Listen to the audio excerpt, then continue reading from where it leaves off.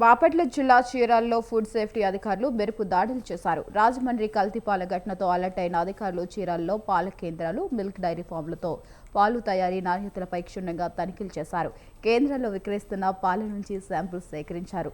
మరికొన్ని కేంద్రాల్లో పాల ప్యాకెట్లు వాటిపై ఉన్న ఎక్స్పైరీని గమనించారు. సేకరించిన పాలను పరీక్షల కోసం హైదరాబాద్ ల్యాబ్కు పంపి నివేదికల చర్యలు తీసుకుంటామని జిల్లా ఫుడ్ సేఫ్టీ అధికారి ప్రణీత్ తెలిపారు. బాపట్ల ఫుడ్ సేఫ్టీ ఆఫీసర్ మరి ఇటీవలే మనకి రాజకీయాల్లో జరిగిన పాల కల్తీ మరియు ఒక 6 చనిపోవడం జరిగింది. చాలా సంతోషకరం.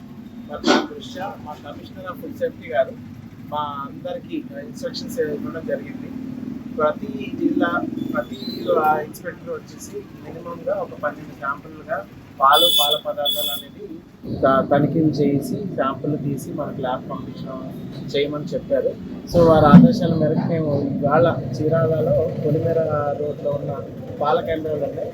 ఇక్కడ ప్రస్తుతానికి ఒక 5 పాల కేంద్రాలు లూస్ మిల్క్ అనేది తీసి తదుపరి టెస్టులు పరీక్షల కోసం మనకి హైదరాబాద్ నేషనల్ స్టేట్ ఫుడ్ ల్యాబొరేటరీకి పంపుతున్నాం.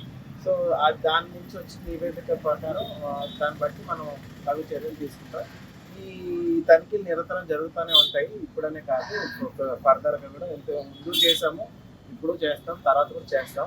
ఇంతకుముందు కూడా కేసులు పెట్టడం జరిగింది. దానికి జాయింట్ కలెక్టర్ గారి దగ్గర కూడా మనం పెనాల్టీలు వేయించి పెనాల్టీలు కట్టించడం జరిగింది.